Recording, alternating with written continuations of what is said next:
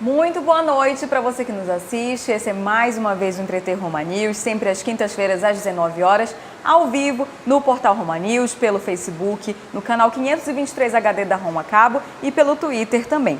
Hoje a gente vai conversar sobre um assunto muito sério, não só para Belém, como para todas as outras cidades do Brasil, do mundo, mas para Belém é muito mais significativa porque Belém é uma cidade histórica. Então, a gente vai falar sobre o descaso e a falta de manutenção de espaços históricos aqui na cidade. E para conversar com a gente, nós convidamos o historiador Michel Pinho, e o administrador Manuel Neto. Sejam muito bem-vindos no Entreter Roma News. Obrigado. Olha, para começar, eu queria pedir para a produção colocar fotos do Solar da Beira, que é um dos espaços que a gente vai comentar aqui. O Solar da Beira, a gente vai mostrar o antes, como ele era antes, tá? Então, a gente tem aí a foto do Solar da Beira. Então, a gente está vendo aqui como era o Solar da Beira ali no Complexo do Ver-o-Peso. E hoje, como ele está. Essas imagens foram feitas pelas nossas equipes ontem, na tarde de ontem, aqui em Belém. E aí, Michel, eu queria começar contigo. Por favor, te apresenta, historiador, já famosíssimo, faz parte aqui do Projeto Circular, que é um projeto de ocupação de cultura na cidade de Belém, né? Então, te apresenta um pouquinho pra gente. Boa noite para todos. Boa noite, Manuel. Boa noite para todo mundo que está em casa, está no trânsito, está ouvindo a gente. O meu olhar sobre a cidade é muito mais um olhar sobre de cidadão do que necessariamente um historiador, né? Ao longo desses anos todos de projeto circular e de pesquisa sobre Belém, tu consegues perceber que existe uma relação de afeto muito grande das pessoas em relação aos espaços, né? No seu texto inicial, diz que a falta de lugares históricos, espaços históricos, os lugares históricos estão aí, né? Falta a gente cuidar deles, né? Falta identificar quais são as necessidades que a gente tem como cidade e como cidadão. E com relação ao Solar da Beira, que é o primeiro espaço que a gente vai falar hoje, qual é essa relação, tu acabaste de falar, que o povo de Belém tem com esse local, que assim, ao meu ver, ele é um local que existe, ele está num centro belíssimo da capital paraense, todo mundo passa ali pela frente, mas ninguém dá um sentido para aquilo. Então é importante remontar um pouquinho a importância desse espaço, né? Ele é um espaço do poder público desde o início do século XX. Na construção do Ver-o-Peso, ele já estava, na construção do mercado de ferro, ele já é construído e ele é construído como recebedoria, né? No meu caso especial, tem uma relação mais próxima com esse espaço. Meu pai trabalhou aí na década de 60. Que bacana. Né? E ele sempre falava, né, de que embaixo era fiscalização, em cima era a questão dos tributos em relação ao Estado como um todo. E esse espaço ele perdurou até a década de 70, década de 80, né, quando ele foi desocupado. Quando ele é desocupado, não existe um projeto, né, consistente dele em relação ao entorno, né? Foi criado o Museu do Índio lá na década de 90, chegou a ter exposição lá dentro. Cheguei a conhecer. Né, chegou a conhecer. Né?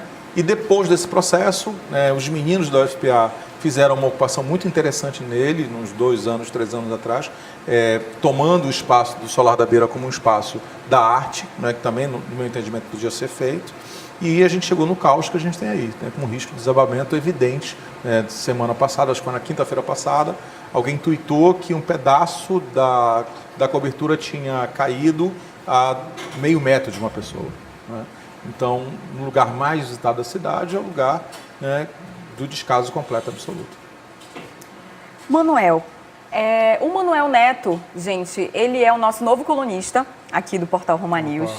Ele vai falar sobre design, sobre arquitetura, sobre arte, sobre um monte de coisa. E a gente te convidou aqui porque tu és uma das pessoas que trouxe o BDZ, que criou o BDZ aqui em Belém. E foi um grande evento, acho que ano passado, foi isso? E esse ano teve eventos menores com relação a esse evento. Então, fala um pouquinho do BDZ pra gente, como também um outro projeto de ocupação, né, na cidade. Quando a gente parou para analisar que Belém precisava de uma movimentação que ela nunca vai deixar de ter essa necessidade. Quanto mais eventos, quanto mais ocupação a gente fizer pelas ruas com eventos como o Circular, como o BDZ, como aquele evento de arte que também tem, o Boulevard das Artes, Todos esses eventos eles são muito importantes. A gente não pode parar de fazer isso, porque quando a gente vê que existem as esferas, existe a iniciativa privada, existe os cidadãos da cidade. Se a gente parar de fazer o nosso papel de ocupar esses locais, de entender que essas coisas precisam ser refeitas, que esse cuidado com esse patrimônio ele precisa voltar a existir, que hoje ele não existe, a gente vai perder tudo isso. A gente vai deixar de ter essas localizações em Belém de forma prestigiada. O BDZ surgiu muito disso, de uma inquietação da gente não ter essa comunicação de arquitetura, de design, de arte, de gastronomia na cidade acontecendo. No ano passado a gente fez o primeiro episódio disso tudo e deu muito certo, a gente conseguiu fomentar isso tudo. Uma das coisas interessantes como resultado do BDZ foi a gente conseguir levar à frente a questão dos parklets, e aí vem uma coisa muito nova, mas que eu vejo que tem menos necessidade, menos importância de uma coisa muito importante como os patrimônios. Eu acho que isso vem em primeiro lugar. Se a gente não tiver patrimônio, a gente não é cidade. Se a gente não tiver os prédios históricos, a gente não tem história. Então a gente não consegue ir para frente, a gente não consegue dizer nada. Não existe, não tem cidade se não tiver patrimônio. E como BDZ, eu enxergo que cada vez mais a gente precisa de espaços como esse sendo reformados, sendo tombados e sendo preservados. Para quê? Para que a gente consiga transformar isso em novos locais de ocupação. Como?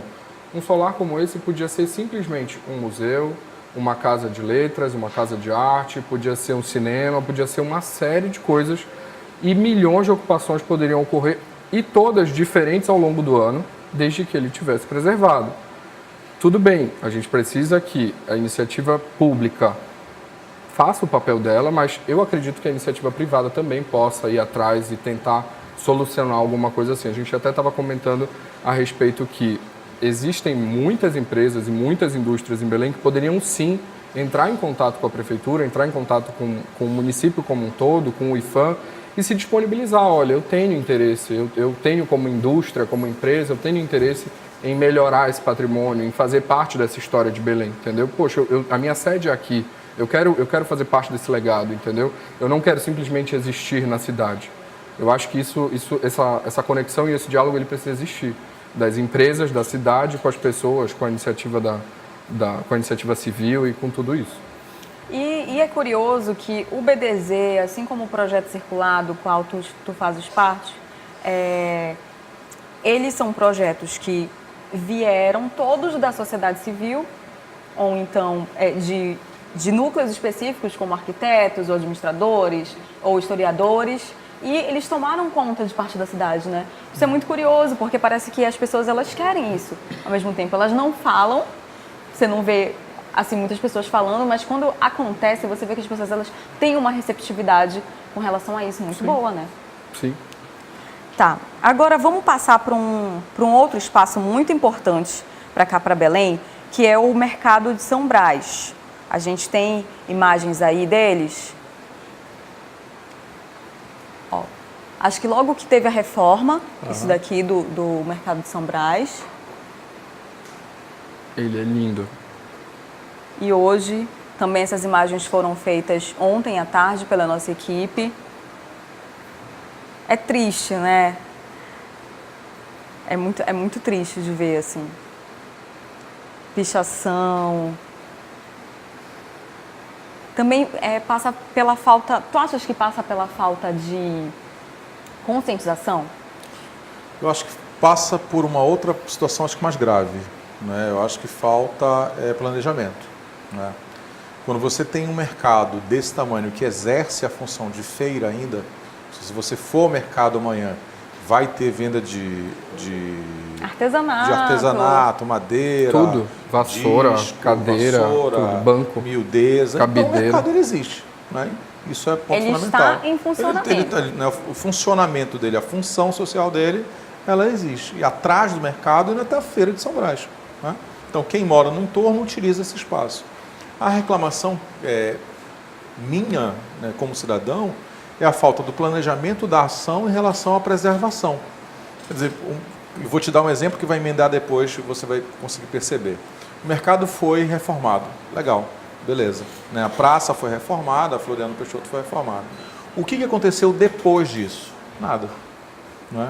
Então, há um processo de restauro, né, de grande monta, muito grande mercado, o poder público gasta esse dinheiro, depois que ele gasta esse dinheiro, ele não consegue fazer no seu planejamento Uma objetividade, né?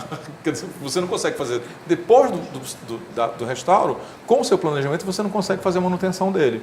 Parece Então, que fecha um ciclo e para ali, né? E você larga, né?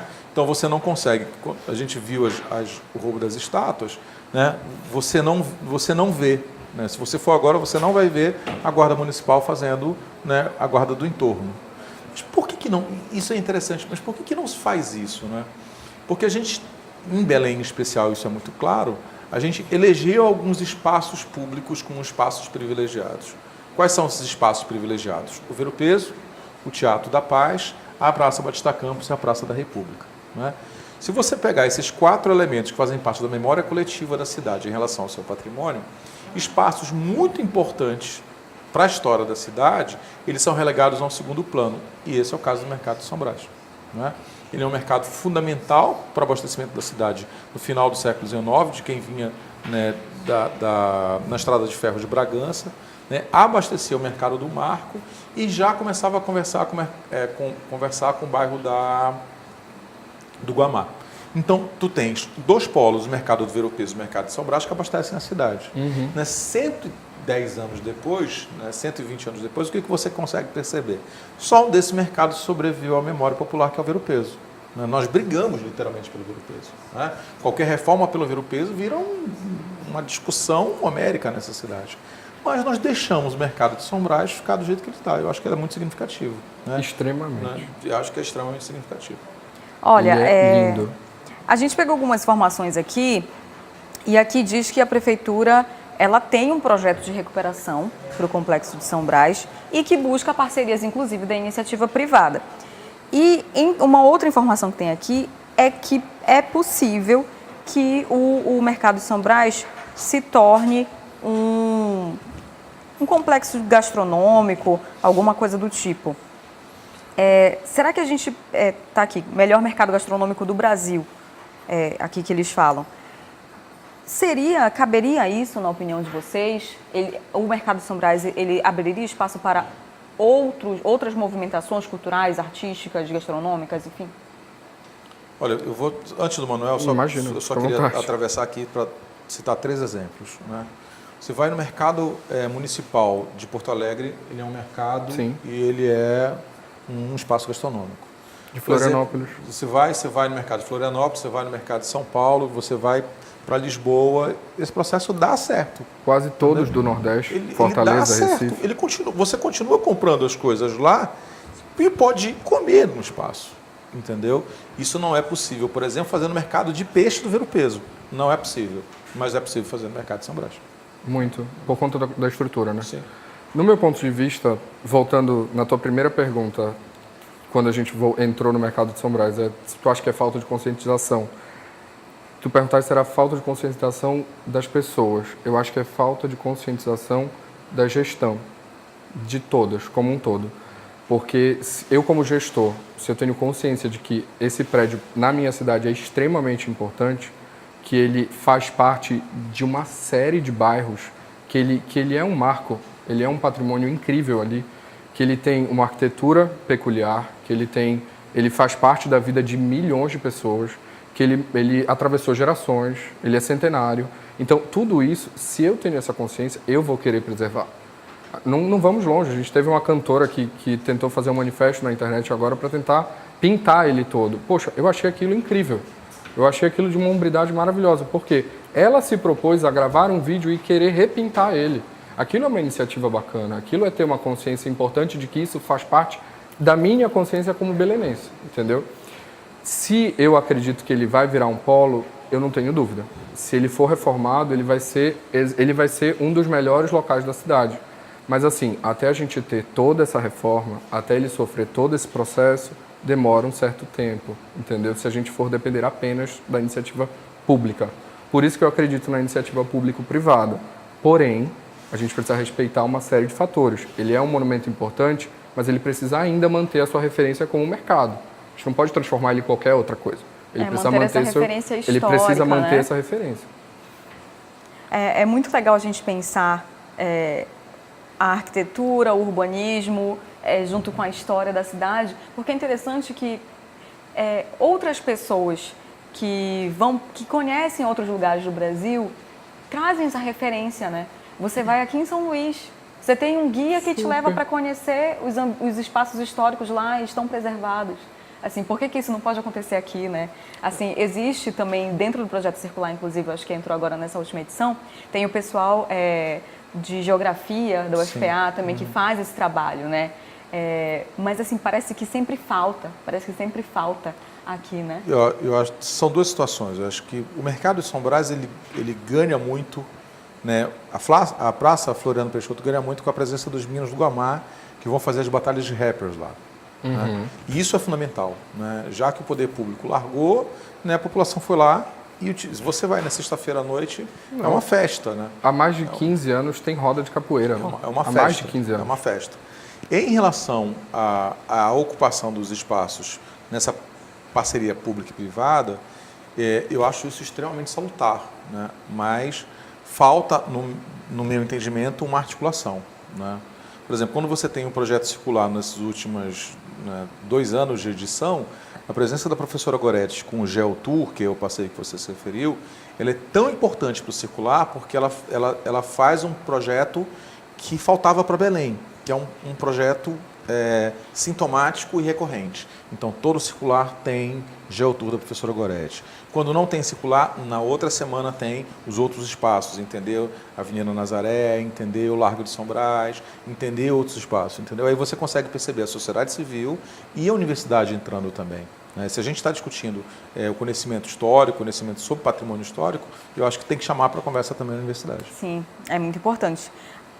Vamos continuar falando de São Brás, mas a gente vai agora mostrar a estátua, né, que antes existia. A estátua está aí, era belíssima, inclusive. E agora vamos mostrar como é que está aí. Puxa vida. Eram para estar lá, né? Sim. Mas elas foram roubadas faz mais ou menos um mês, se eu não me engano. Aí tem uma situação que é mais grave, né? Porque aí já não é a falta de planejamento e é o descaso que a gente tem em relação à municipalidade. Né? Quando o mercado foi feito, não contemplou na organização do mercado a praça que está na frente dele, aquele largo que está na frente dele. E quando Magalhães Barata, na década de 40, pensou naquele espaço e pensou no projeto de urbanização, ele fez uma licitação pública e ganhou um arquiteto, um artista modernista. Então, essas obras eram obras de referência na cidade de Belém, por ser o único lugar da cidade onde essas referências modernistas estavam expressas. Né? E quando se fez esse projeto, se gastou uma grana gigantesca, né? Muito grande, para urbanizar, para construir a Praça Floriano Peixoto, para criar a Vitória que está lá em cima, e para criar essas 3 imagens que estão aqui atrás da gente, que é o Trabalho, as Artes e a República. Né? Quando se fez isso, se inaugurou isso. É um complexo inteiro. E quando se inaugurou isso, por tragédia, Magalhães Barata tinha morrido 10 dias antes. Então, se inaugurou já como homenagem a Magalhães Barata, dessa nova Belém, de um bairro que está crescendo muito naquele período, que é o bairro do Marco. Né? Então, seria uma praça para homenagear um bairro de interseção, Marco, Guamá e São Brás. Né? E se vocês lembram, vocês não têm idade para... Eu acredito que não, eu tenho a mesma idade da lista. Vocês não têm idade para lembrar disso, mas o mercado de São Brás era cartão postal de Belém. Sim. Né? Na década de 80, na década de 90, quando você viajava, ele é icônico. Você ia na banca de revista, comprava um cartão postal e dizia assim, olha como a minha cidade é bonita. Né? E tinha sempre essas referências modernistas que vocês estão vendo isso. Né? Por que isso é importante? Né? Porque é um espaço que foi tombado pelas pessoas. Né? E mais do tombamento municipal e estadual, ele é tombado pelas pessoas. Né? Porque você tem a Avenida Nazaré de um lado e a José Bonifácio de outro, onde tem um entroncamento muito grande de pessoas que marcaram aquele lugar. E hoje está largado aqui desse jeito. Exato. Né? Então, 2012 é a reforma, depois você tem o roubo da primeira, a retirada da primeira, o roubo da segunda e o roubo da terceira. É uma tragédia anunciada. Não é? É literalmente uma tragédia anunciada. O meu questionamento aí é, cadê a Guarda Municipal, né? E cadê o processo, né, de manutenção dos nossos prédios? Não sei. Eu vou ler aqui a nota da Prefeitura, que a gente entrou em contato, né, com a Prefeitura Municipal de Belém para falar sobre esse assunto, e eles informaram o seguinte, que sobre o roubo da estátua no Mercado de São Brás, a Prefeitura de Belém reitera a total indignação com o roubo do monumento em homenagem a Lauro Sodré, instalado na Praça Floriano Peixoto, no Mercado de São Brás, e ressalta que acompanha as investigações da polícia para a prisão dos criminosos responsáveis pelo roubo. A Guarda Municipal de Belém informa que realiza rondas para coibir a depredação do patrimônio público. Neste ano, a Guarda Municipal de Belém realizou um curso de capacitação e atualização profissional com os servidores, cujo um dos objetivos é o de reduzir a depredação do patrimônio público e a desordem do espaço. A Prefeitura ressalta que qualquer pessoa que presenciar a ocorrência de depredação pode realizar a denúncia por meio do telefone 153. A partir da ligação gratuita, uma viatura da Guarda Municipal de Belém será encaminhada até o local. Depredação do patrimônio público é crime e pode causar pena de detenção por até 6 meses. Ok. Vamos passar para o nosso próximo tópico, que é, vamos ver aqui, o Palacete Pinho. Vamos dar uma olhada aqui no Palacete Pinho. Esse daqui já foi com reforma, né? Já. A última reforma, ficou belíssimo, participou da Qual foi a novela. data da última? E hoje, como estamos, pouquíssimo tempo depois, diga-se de passagem, né? Pouquíssimo tempo, né? Quando foi a Foi data da em última? 2015, 2014, Nossa, mais acho que ou é essa menos. faixa aí. A última reforma, né? E hoje estamos assim. E acredito que a gente acompanhou um pouco mais isso, porque Sim, foi muito recente. esse sim. O Palacete Pinho, ele ficou belíssimo e todo mundo tinha grandes expectativas com relação a esse prédio, do que ele se tornaria, e todo mundo estava muito curioso para saber como era lá dentro, né? E aí teve a participação da novela e ficou naquilo e Teve o nada episódio aconteceu. do lustre.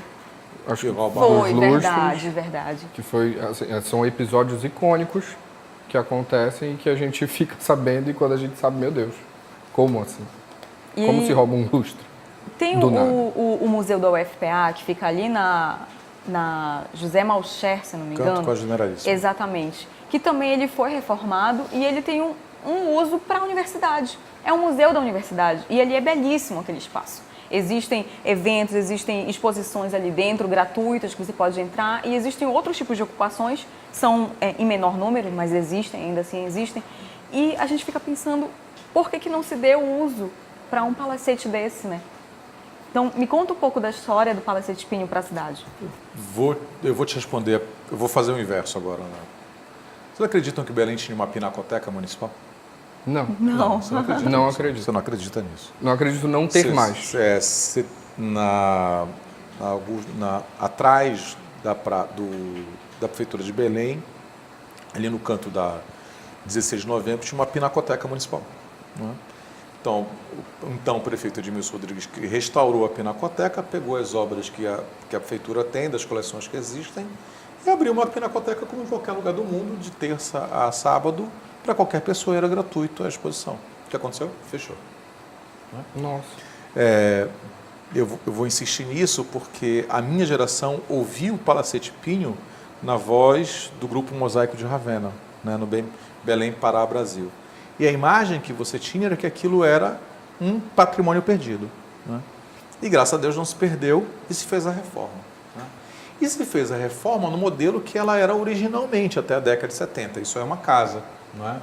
Quando ele foi projetado para ser o que era o comendador Pinho queria mostrar para a sociedade de Belém, num bairro antigo, que já era o bairro da Cidade Velha e que não conversava com o bairro de Batista Campos ou o bairro de Nazaré, que era possível morar bem lá. Então, isso é muito fácil, quem transitar na frente do Palacete Pinho consegue perceber. As casas da Cidade Velha, elas são de terreno contíguo, ou seja, não tem espaço de uma casa para outra, é parede com parede. O que ele fez? Ele comprou vários lotes, construiu para o lado e construiu para trás para ser um palacete. Né? Então você tem a escada suspensa, você tem um jardim, você tem todo um espaço para piano, para música, para os quartos, etc. E tal. E quando a família se desfez da casa, né? Quando a família se desfez da casa e leiloou os bens, isso também é inacreditável, né? O palacete ficou isolado. Né? Tudo bem, então a prefeitura comprou, né? Restaurou, e aí vem a grande pergunta: o que fazer com isso? Por que você imaginou imediatamente o museu da UFPA com o Palacete Pinho? Por uma questão muito simples quando você fala em museologia: uso. Né? Então, se você tem um espaço desse tamanho, com essa potencialidade, você vai dar um uso para ele, porque restaurar e fechar não vai adiantar nada. Entendeu? Então deixar como está, né? Então, ele Hoje. vai virar um espaço de cartão postal, não tem sentido você gastar dinheiro com ele. Uma das coisas que eu acho super interessante, eu cheguei a visitar a casa do Juscelino Kubitschek, que é na Lagoa da Pampulha. Quando você entra, a casa está exatamente como era. Só que, claro, você entra, tem os cômodos modernos, tem a área toda refeita, toda completamente moderna, mas você enxerga em projeções na parede, jornais da época, tudo exatamente como era. Então, por mais que não servisse para absolutamente nenhuma ocupação do poder público, mas que preservasse-se e fizesse como a moradia da época, entendeu? É uma forma de ocupação. É um museu de referência da moradia daquele período. E de preservar a história, né? Exato. A gente precisa disso. Aí está a prova do Museu Nacional que Se perdeu. a gente perdeu a nossa história, sabe? Então, assim... E a gente passa por isso quase todo dia aqui, né? É uma questão de pensar na nossa história, né? É de pensar nisso.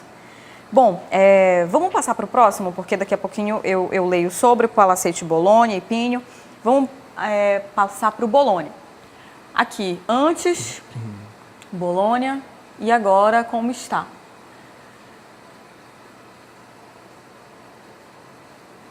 Umas infiltrações.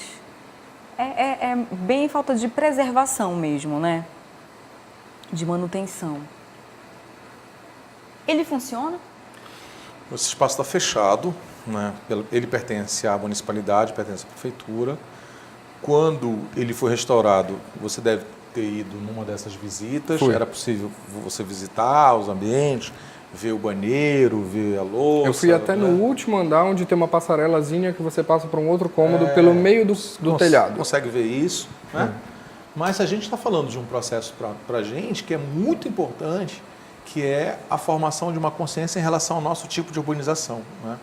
Por que esses prédios eles chamam muito a atenção? Esse em especial, pelo fato de ele ser eclético, mas pela sua monumentalidade. Né? Ele faz parte de um conjunto arquitetônico, né, do Francisco Bologna, que é um engenheiro muito importante para Belém, que do lado ainda tem o Casaril, que está todo preservado, né, a Alameda Bologna está lá, mas que seria muito bacana a gente pensar nele como, não sei se um museu, mas um espaço de visitação em relação à vida íntima da elite burguesa do início do século XX. Sabe né? uma coisa que me marcou no Bologna, aí tu me corrige se eu estiver errado, ele foi uma das poucas restaurações que eu vi que tinha acessibilidade.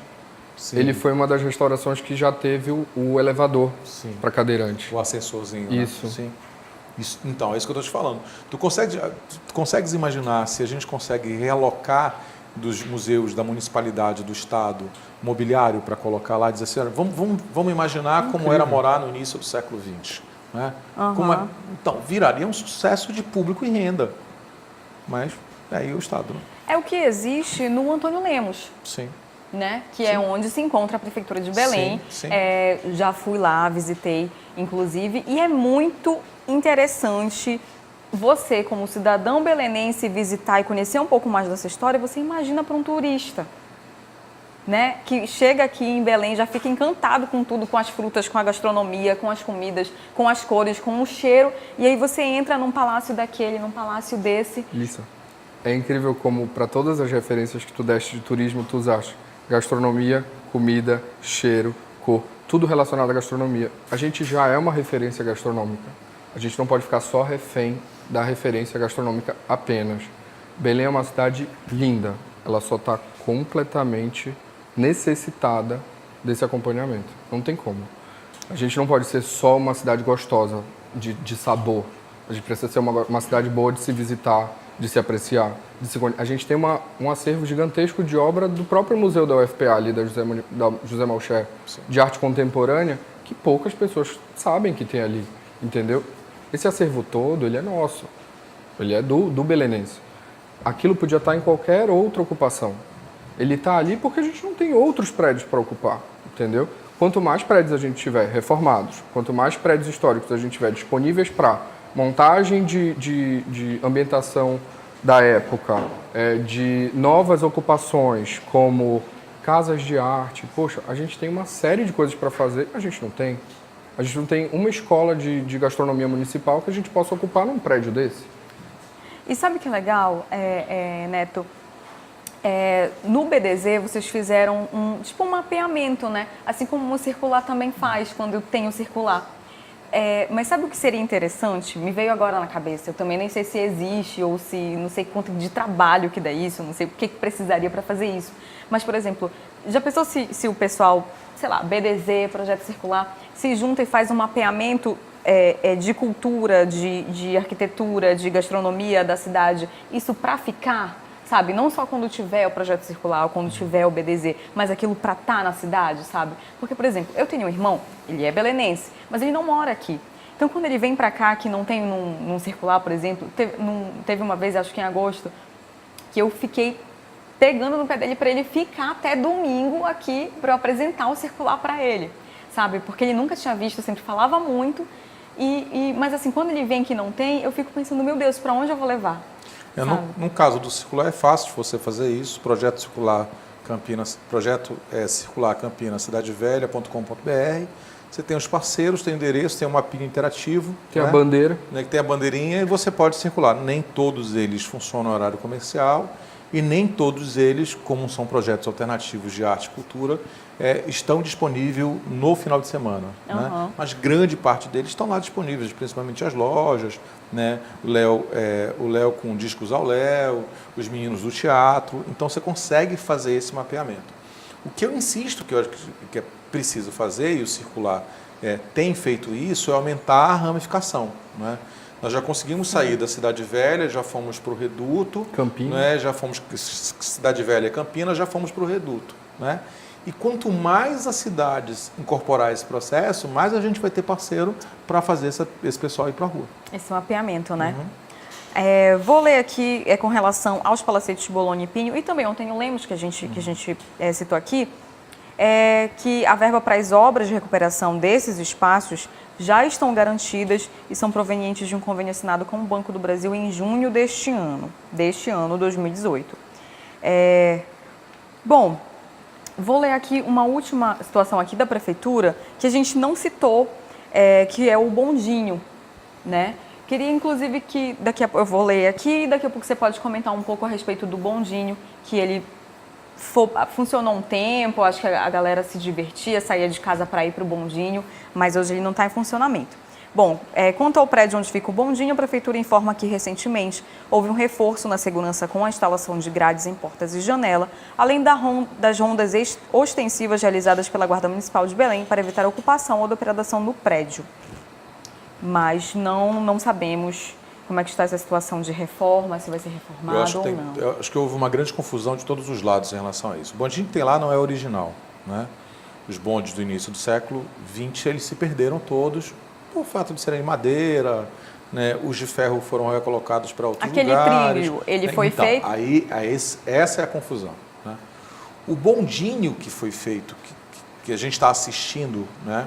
Ele faz parte de um projeto chamado de Belo Centro. Né? Esse projeto foi identificado na década de 90 para haver uma requalificação de toda a João Alfredo e Santo Antônio, tá? Requalificaria toda João Alfredo e Santo Antônio, retiraria os camelôs, os ambulantes, requalificaria a frente de todas as lojas, né? Como é feito, por exemplo, no Equador, em Quito, no Equador, e o bondinho faria um caminho como se é feito no centro de Lisboa. Sim. Ele faria o entorno da prefeitura, passa pelo mercado.